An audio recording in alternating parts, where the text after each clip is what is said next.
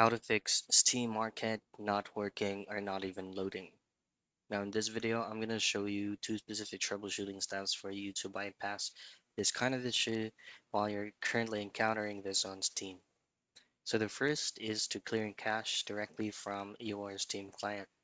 Once you successfully open up your Steam, make sure that you're logged in into your Steam account. Head straight into your Steam settings, and at your left side you should be able to see a lot of options.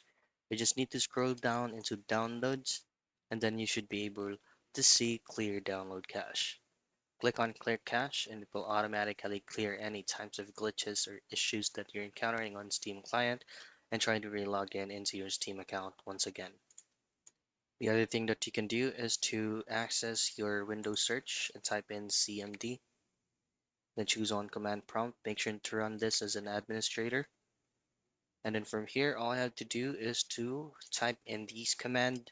Like the first command is going to be netsh winsock reset.